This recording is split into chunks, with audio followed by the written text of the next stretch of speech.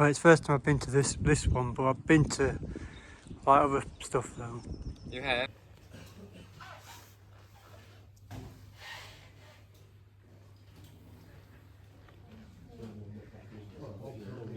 The workshops have the Goodwood Porsche. So we all through? Good. So the plan is, you can see the bodywork there. So it's just about finished its restoration. We had a feeling it was a special car. 21. I think this might be. This is the last car that Colin Chapman would have seen win a Grand Prix. The last car that Mr. Chapman had any involvement with. This is Elio's car, and he won the. We have the racing version of the Lotus Rover, and all the Lotus 47. The road car was the Type 46, and Team Lotus. He's very much involved in his development, and he and Mario basically are the only people left that knew about it. And unfortunately, he died before I had a chance to. Yeah. And Mario, I met once 20 odd years ago. It was a dole, I think. But even when I tried to ask Clive Wow. information, they to be the subject. Yeah. Really definitely. Now you sort of design specific parts of the whole car, which is less fun, I think, to be honest. A lot more people involved.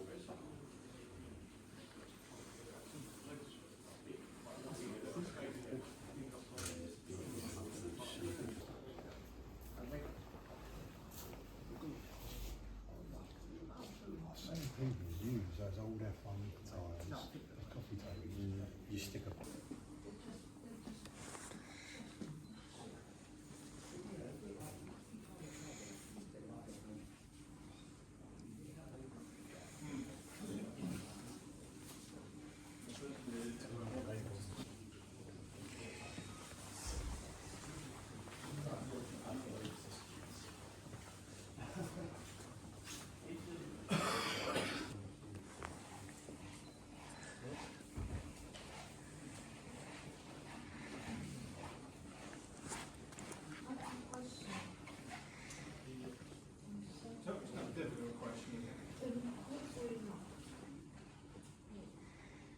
I need to put my glasses on. Yeah. Good. Similar, yes. Yeah.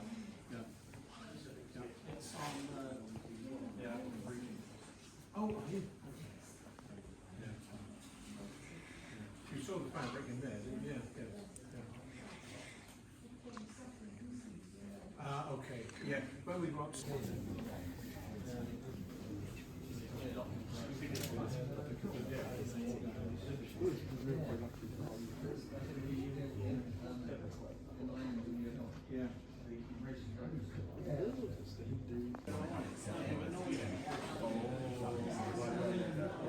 So it's easier to read. Yeah. Otherwise, it'll always be on the right. If it's in German, it will be on the lock.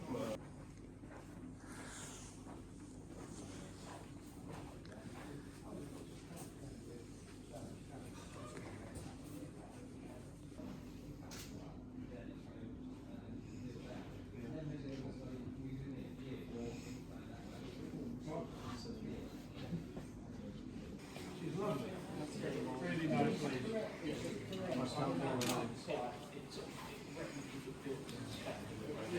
Okay, ladies and gents, when I worked at the factory,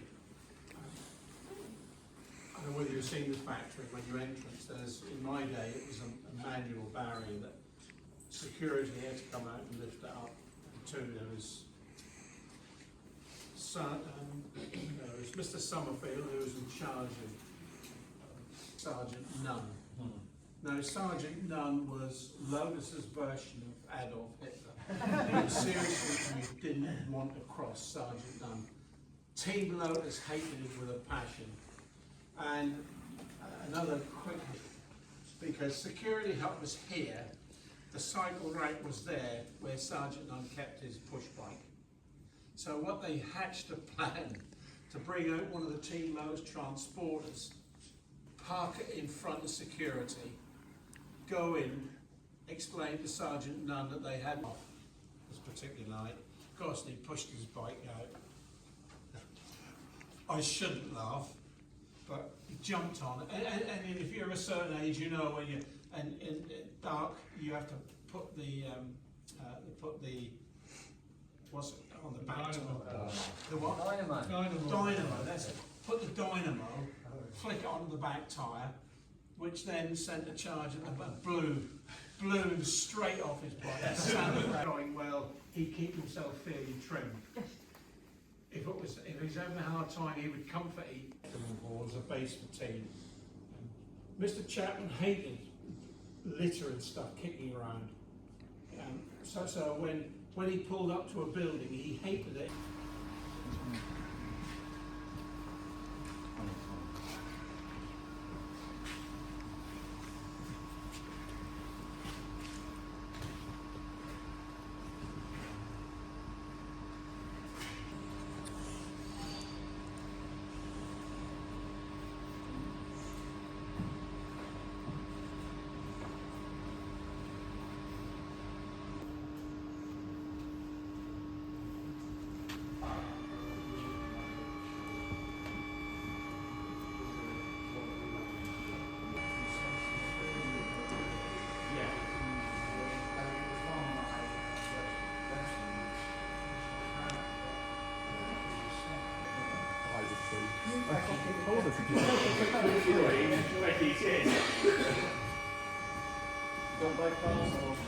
Oh, if you could, that'd be great. Thank you. Okay, ladies and gents, as I said, I'll let you start down here and whistle through as rapidly as possible.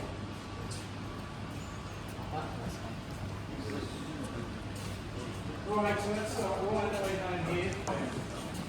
Some of you are old enough to remember supplying Sinclair. But probably what you don't realise is that Lotus Engineering were responsible for developing these Sinclair C5s, doing the ride and handling, believe it or not. And they employ children from the local school when they're on school holidays just to continually drive these C5s around this test track. We acquired two, one for Ayrton and one for Elio for 1985, which then became Johnny's.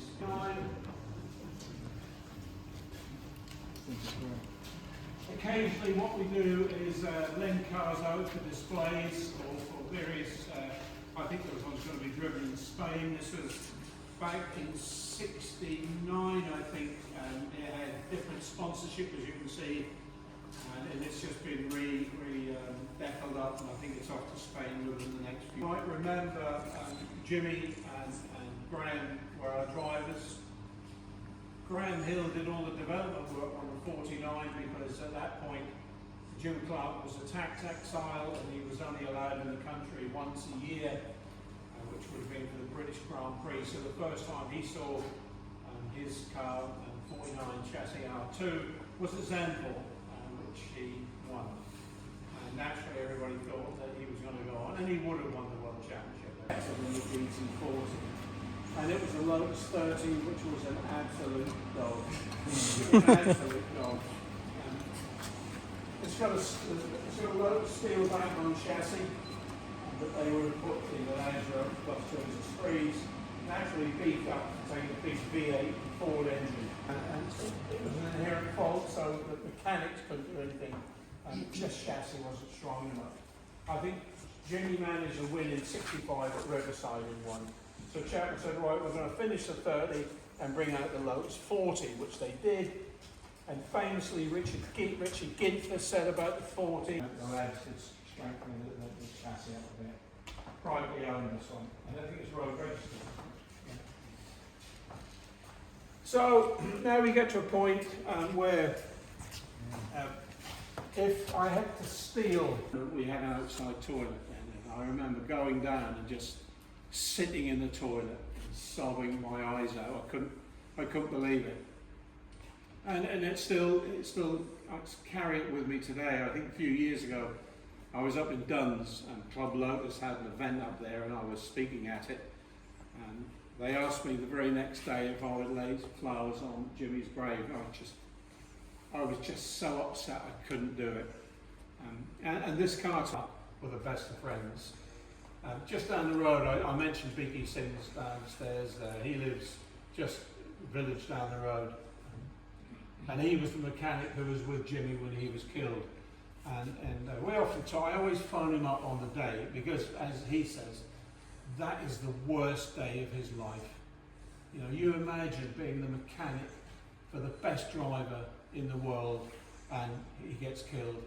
And my own opinion is I think David hold that. That could be the people from the anyway.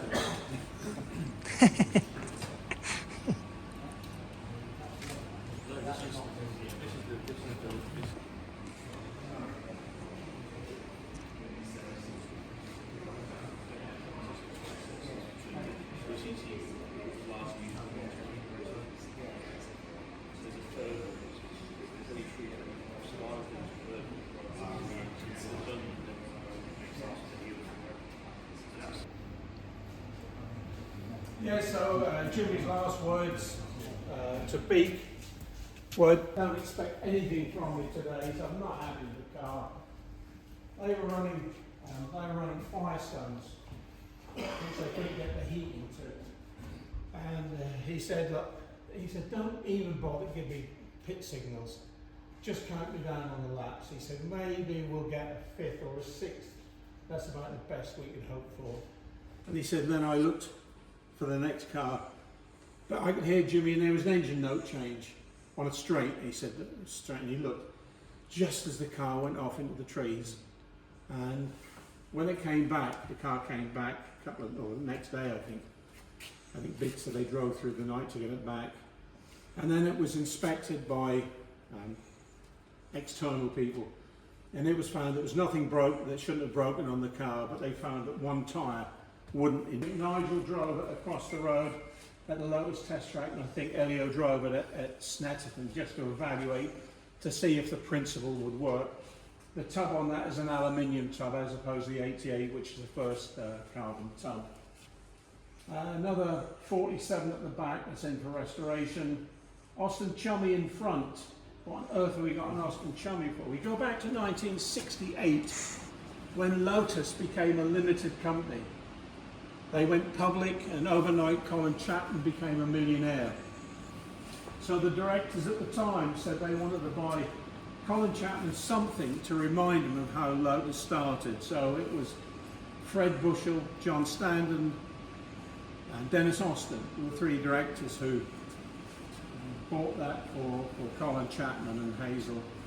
And it's still used. It's used for various weddings. I think Clive's daughter got married a few years ago, so that was their wedding car. A good old friend of classic, Malcolm Ricketts, asked Clive if he could have the car restored, and then Malcolm campaigned it for a few years. But now Malcolm's retired, so it's come back into our care again. Right, 77s. Yeah, funny, we have 2 77s here, which is very unusual. We have to go back to what was the change? Ronnie win for the car. Beginning of the season, we'd signed Ronnie Peterson. Ronnie crashed the car first race of the season and walked away from his contract. I'm never going to race in a Lotus again, they're useless. Which he was right, because the previous year, the 76 was a bit of a failure as well. So he walked away, so we then struggled. We signed a driver by the name of Gunnar Nielsen. Swedish driver, good driver, but sadly, throughout that year he developed testicular cancer. The front set up, Len came and redesigned it, the car became more competitive, and that brought Mario back to us. And for the last, I think, five races of the season, something like that. So we have 2 of those. This is Emerson's World Championship winning car. This one here. This is chassis 5. Now there's a bit of there's always a storm, isn't there? That's why these tours take so long. And said, yeah, we could just graft a new bit. Whereas in the 70s it couldn't be done nowadays. So we gave Emerson his World Championship winning car back. And he drove it, I remember he drove it at Goodwood, and there's a lovely, this is the only one he sat in. And he said to me, he said, this is my favourite car. And it's understandable, it's a pretty car. Type 6 at the back, that was donated to the collection. I think it was a gentleman who, that was his retirement project, but sadly contracted a fairly serious illness and said he would never finish, so would we take it into the collection, which we have. Mark 1 there, that's a replica of the very first 99 Seneca. So Clive said, well, as we were making a replica, then we should make a road-going version for us. So that's a complete copy of his dad's very first Lotus. All right.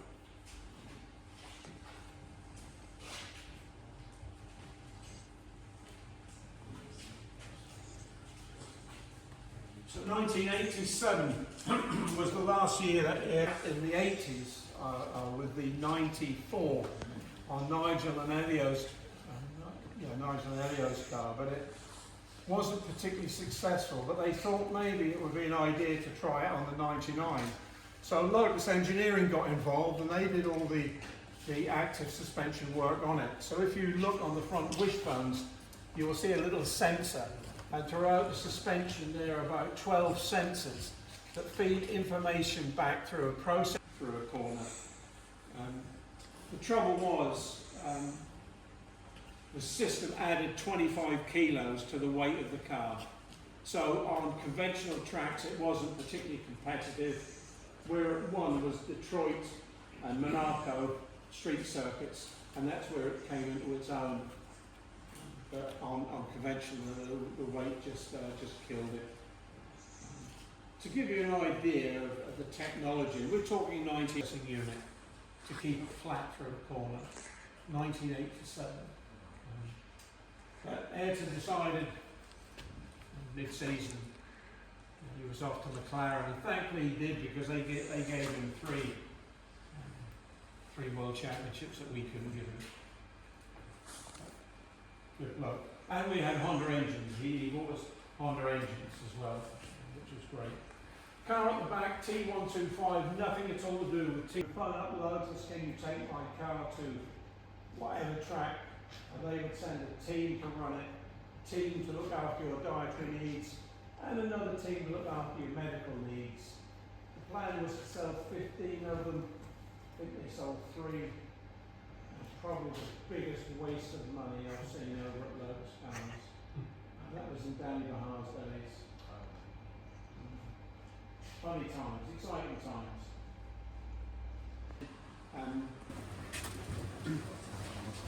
So the turbine comes from Indianapolis. In 1968, we were running Pratt & Whitney's in the Type 56. Colin Chapman got the idea from the previous year, 1967. On a turbine, we were never using them to the capacity they'd be used in an aeroplane or a helicopter.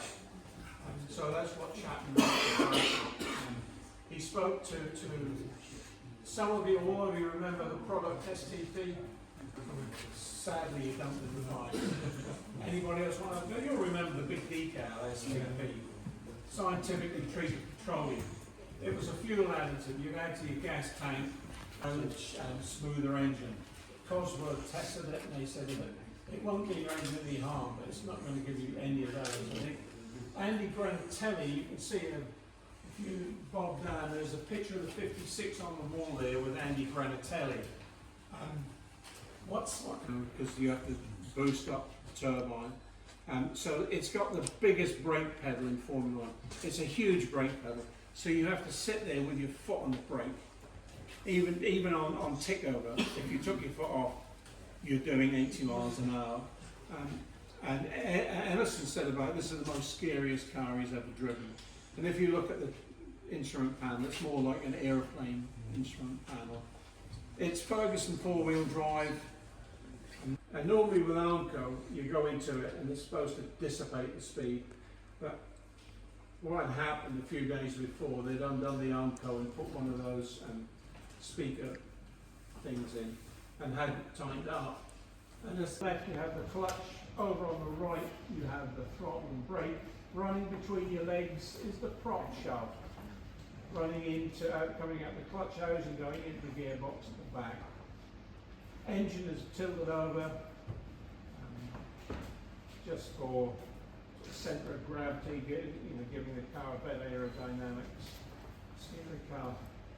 Over on my left is another stillborn car, the 96. Every car began with an E, and thankfully our friends across the road there have carried it forward with the Emira. And the idea is that, like all designers and engineers, they look at the rules, and the rules then, as they are now, that the car must have a chassis, and the plural of chassis is another chassis for the bodywork. So what happens with this car, when it goes out on track, it gets to about 50-55 miles an hour, and the airflow over the body pushes the car down. It's to somehow harness the air underneath the car, to trap the air so the car would be sucked down to the track. And they developed skirts to go on the side, and a side pod which would act like, I guess, like a reverse aeroplane wing. With a aeroplane wing you want lift. With the 88 they tried various products. They tried thick nylon bristles, and Chapman employed a photographer to photograph the car at various parts of the track, and they could see that the brushes were actually being sucked underneath, so they knew they weren't achieving full ground effects. They then tried plastic, which naturally just wore away, and in the end they finished up with titanium, which actually solved it. And the car on some tracks, before we went to the races, that's how confident we were. The only thing that would stop us winning would be engine or shunt or something. And Ronnie famously said about this car, you could put a monkey in that and it would win a race. That was so far advanced, like I said, on some tracks. 1.5 seconds a lap quicker than anything else. But the secret was trying to keep it from the other teams. And that was the big challenge. But the other teams didn't see the 80. The 80's gone on show somewhere. And the 80 because ground effects had been banned then, so they put a skirt all the way around the outside of the tub, but all the car did was porpoise. So it didn't work. Well, you know what the DFE put out horsepower? I haven't got a clue. About 300, 350 something. Well, ladies and gents, I really hope you've enjoyed the tour. I always enjoy them. I always find it good fun. And I again apologise if I accent unfair. No, I don't care. No, but thanks very much for coming.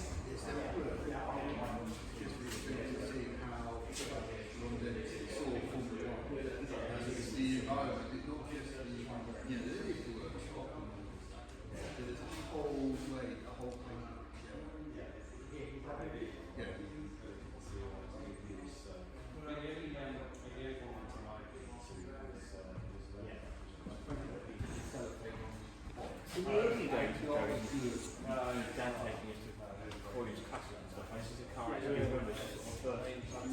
This is his castle, yeah, you used to see this. They used to race it good one. Yeah, and sort of until the castle.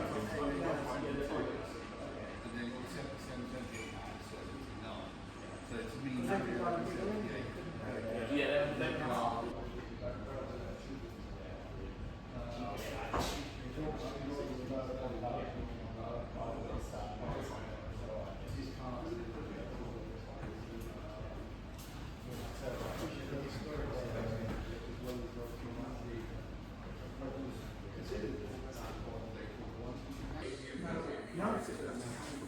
No, the only thought was free.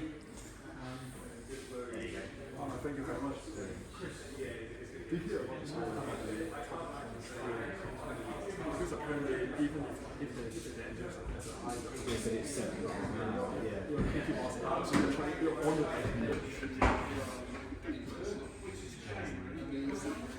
the same time I was with the engine exhaust temperature this collision but when is like how comic you might be able to that's the exhaust. Yeah, that is pretty right by